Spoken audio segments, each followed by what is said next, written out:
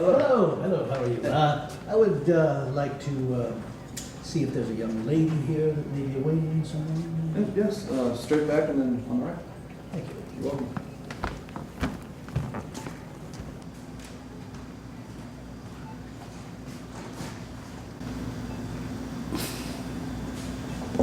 No, no, please, please don't get up.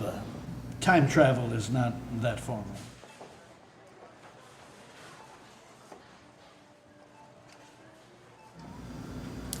I wasn't sure you were coming. It's not every day you get this kind of information. Well, it's not every day, it's not every year that you see a year of miracles.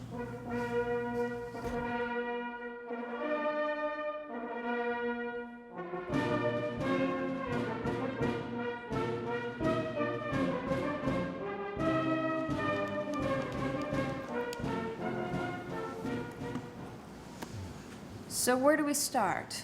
Where does your story begin? Let's set the scene. It's 1811. The population of the United States is about 5.5 million people. Is that small? Yes, but we're ambitious. USA, USA. The Wild West is in what we now call Ohio and Indiana. And everything beyond that is the Northwest Territory. 1811. Isn't that when Harriet Beecher Stowe was born? And Horace Greeley, the grandfather of the neckbeard? Yes. Greeley, of course, would have plenty of opportunity to say, "Go west, young man," or "Go northwest." And Miss Stowe was later to write Uncle Tom's Cabin, which would create quite a stir. It was also the year that George Caleb Bingham, my favorite American painter, was born.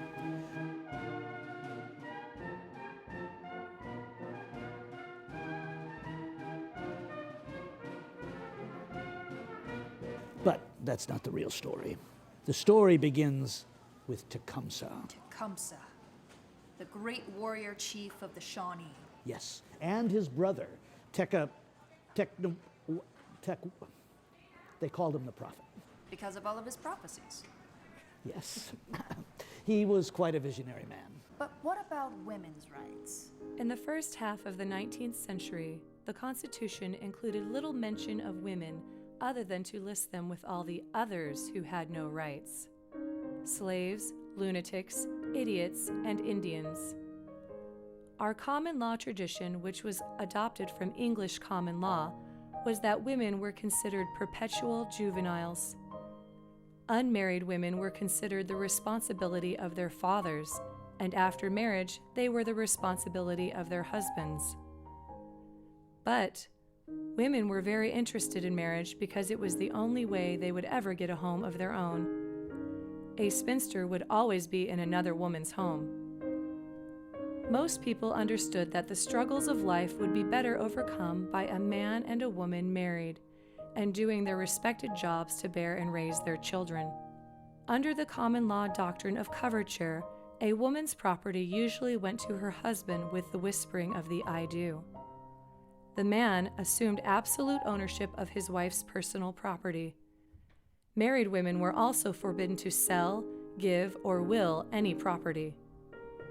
In addition, the few rights normally enjoyed by women were often withdrawn when she married. Indeed, a woman gave up so many civil and property rights upon crossing the threshold that she was said to be entering a state of civil death. Married women generally were not allowed to make contracts, devise wills, take part in other legal transactions, or control any wages they might earn. One of the few legal advantages of marriage for a woman was that her husband was obligated to support her. It is important to understand that it wasn't that there was some evil design at work here. It was more an issue of benign neglect. Neither men nor women ever thought much about the common law practices. Now, the brothers were making many prophecies, but it was well known that they were trying to raise an Indian confederacy to oppose the encroachment of white men. The prophet considered the white men devils, didn't he? We get a lot of that. There were 4 prophecies. the day of the dark sun. A new light in the sky. Tecumseh would stamp his foot, and the earth would tremble, and fire on the water. Okay. Some of those are a little squirrely, don't you think? You've heard about that? Huh? Never mind. Let's get back on track, and I'll tell you the whole story. It was on a night like this in March 1811 when it first appeared. The great comet was discovered by a French astronomer. It could be seen at night for over 260 days. It was low in the sky, but it kept getting brighter. Comets have always been considered a premonition of some upcoming event. Sometimes good, and sometimes bad. But it was even better for Tecumseh. Do you know what his name means in his native language? Shooting star. Yes. Rather serendipitous, wouldn't you say? I think it would be impressive if a comet showed up and it was named after me. Maybe you could change your name to Haley Bop. I don't think it would be the same thing. The Great Comet was just the beginning of the celestial fireworks in 1811. In September of that year, with the comet appearing every day, there came a total eclipse. Wow. That's impressive. The day of the dark sun. Sure. Oh, I bet recruitment for Tecumseh skyrocketed after that day. You would have thought so, but the Indians were of different tribes, and forming a confederation was not a natural thing.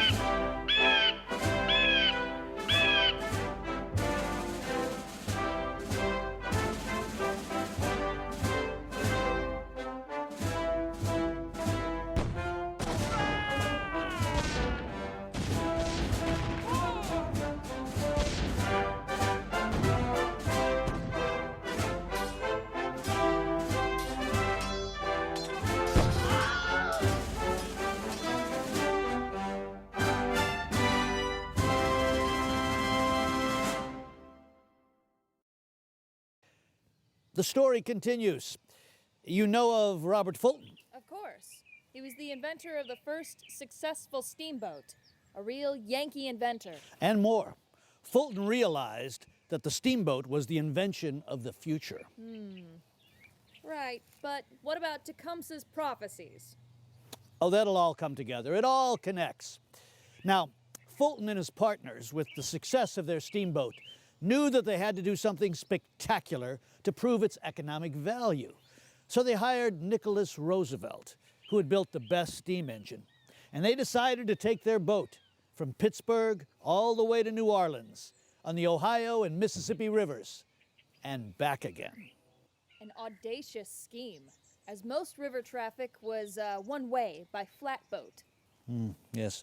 Well, the steamboat left Pittsburgh in October of 1811 and arrived in Louisville a month later.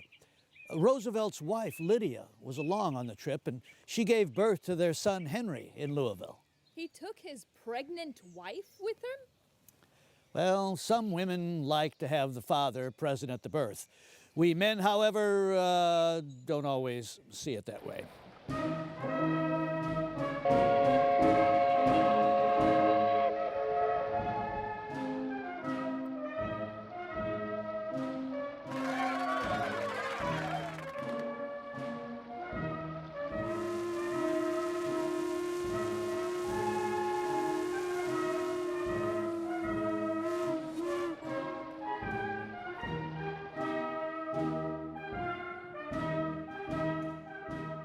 When they arrived in Louisville, they gave the town fathers a gala dinner. followed by a big surprise, a trip upriver on the steamboat at the blazing speed of 3 miles an hour. Meanwhile, the Indians set up camp in a place that they call Prophet Town. Wow.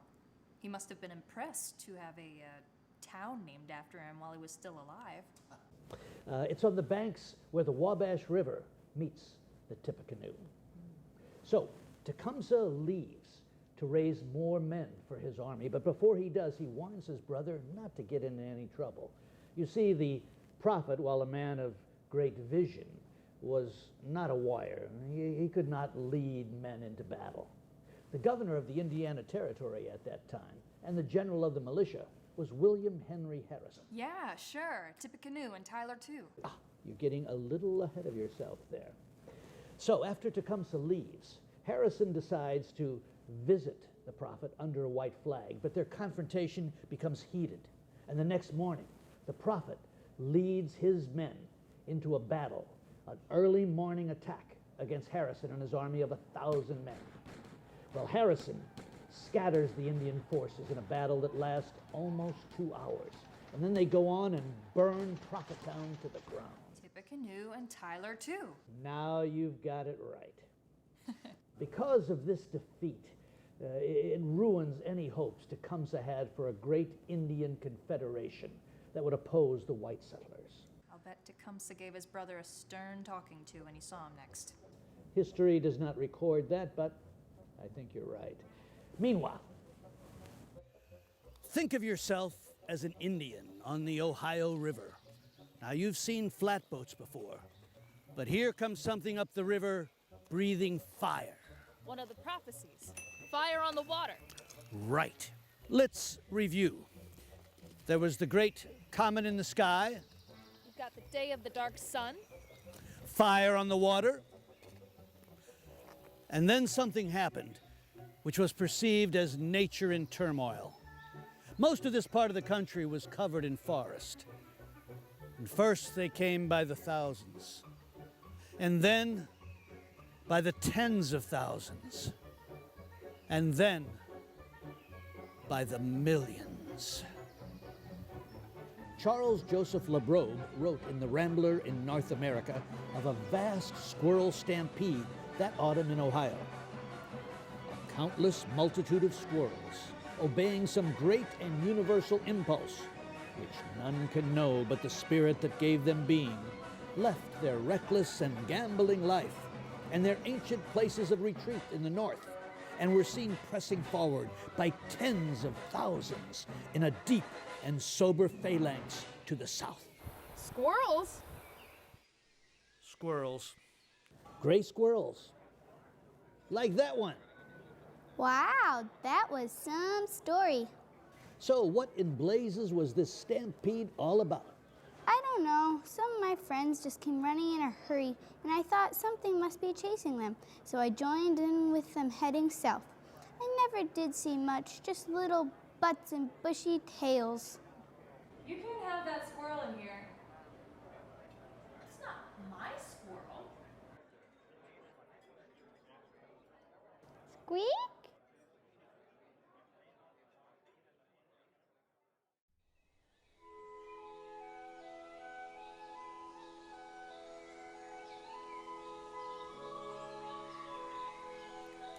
You're out in the country on a beautiful fall day, and you have decided to take a walk to enjoy the fresh air and the beautiful fall colors.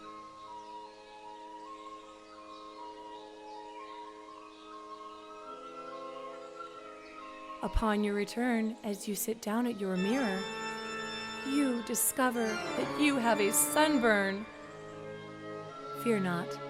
Go down to your friendly butcher's shop and purchase from him a pint of chicken blood. Pour the chicken blood into a bowl. Now, for once a day, every day, wash your face with the chicken blood. And in 2 weeks, no more sunburn. So have you been to Missouri? Missouri? That's what I said. What, are you running for office there? Spelled with an I, not an A. So, the steamboat, called the Spirit of Nolens, that's New Orleans, is on the Ohio River. There's been the great comet in the sky, the total eclipse, and to top it all off, in December of 1811, the New Madrid earthquakes. You're familiar with the Richter scale. Of course. Like a 5 is 10 times worse than a 4. Well, the New Madrid earthquakes collapsed chimneys in Cincinnati, rang bells in Boston, and woke up the president in Washington, D.C.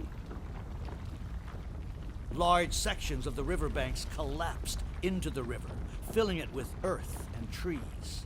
Sand boils blew out, sometimes over a mile wide, spewing sand and water under great pressure. Fissures appeared as the earth moved back and forth as much as 12 inches.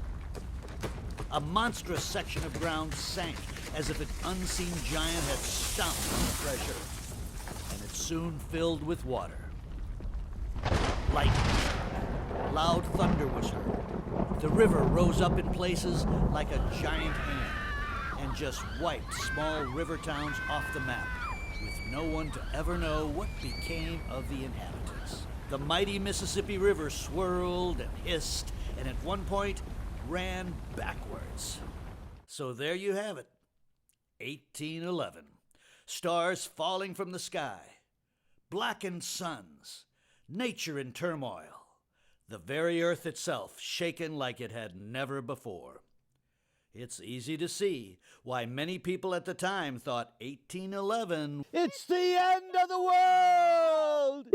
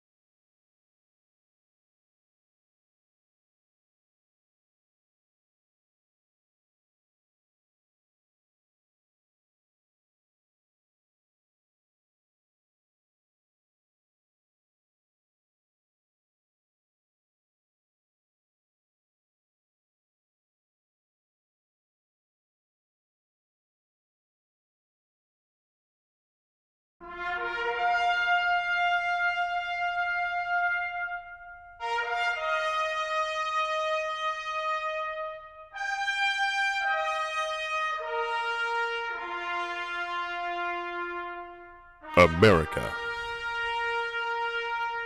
the greatest nation in the world. America, a nation founded on an ideal. Freedom. God blessed Americans with a fertile land of great plains.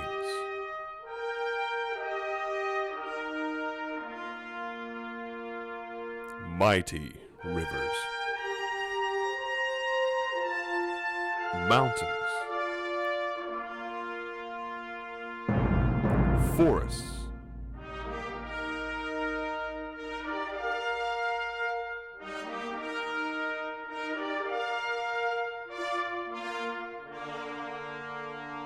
oceans, and plentiful game.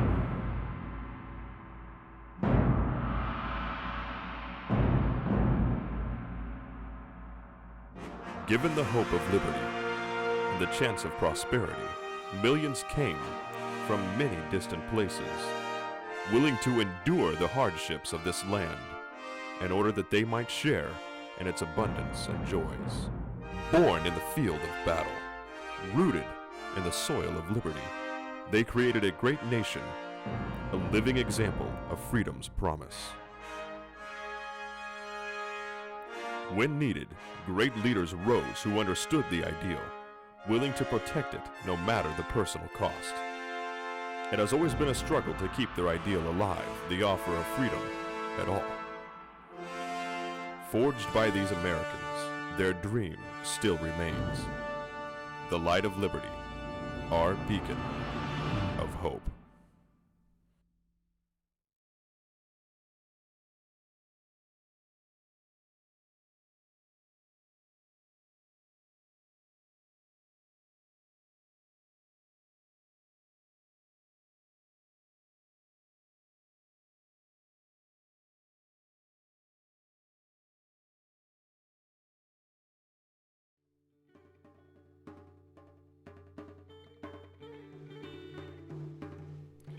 So I'm out driving in the country. It's a beautiful fall day, and as I'm driving along, suddenly I come around this bend and I see this old house. I think, wow, that is a cool looking old house. And I love old houses, and that one's really old for this area. So I get up, I walk out. Wow, 1820, that is old. I wonder if there's anybody who can tell me more about this place. Shapley Ross is the son of Scottish immigrants who come to America in 1763 from Scotland. We're unsure if he was born in Scotland or born in America. His father settles the family in Virginia, and Shapley Ross was raised there, and as far as we can tell, he was also married there. His father follows a common pattern in the early colonial era, and that is to migrate west. It was very wild then. Yeah. Crossing the Appalachian Mountains was a huge feat, and Yeah. Indians were still prevalent in that Kentucky, Tennessee area, and so it was a risk factor to go there. And so his father takes his family, including Shapley and his wife, to the west, which at that time is now the state of Kentucky, and they settle on an area known as Bear Creek. And Bear Creek today is the area of Louisville, Kentucky. And then Shapley Ross follows that western migration pattern of picking his family up, like his father had done, and taking them to the Missouri Territory. When they arrive in 1817, Missouri is yet to be a state. And so Shapley moves here. He purchases a saw and grist mill. Not sure if he purchased it prior to moving or once they arrive. We believe it was probably prior. It's very common for people to list businesses that are for sale in newspapers. Someone who's wanting to migrate would then buy things sight unseen. Okay. So he moves here 1817. We know he's a slave owner. He has his 8 children with him, most of them entering into adulthood. And he proceeds to build this home, which was finished by, we believe, the year 1820, the same year as the Missouri Compromise, and prior to Missouri becoming a state in 1821. And how far are we from the river here? Do you know? You're less than a quarter of a mile from the Okay, river, so that was which is where important. his mills would have been. Sure, that makes sense. Yes, and Yeah. like me who get to work in these historic homes, as you're here and you're getting to experience the house itself, it does almost feel like it's actually your own home. Thanks so much for the tour. What did you say your name was? Whoa, she was a ghost.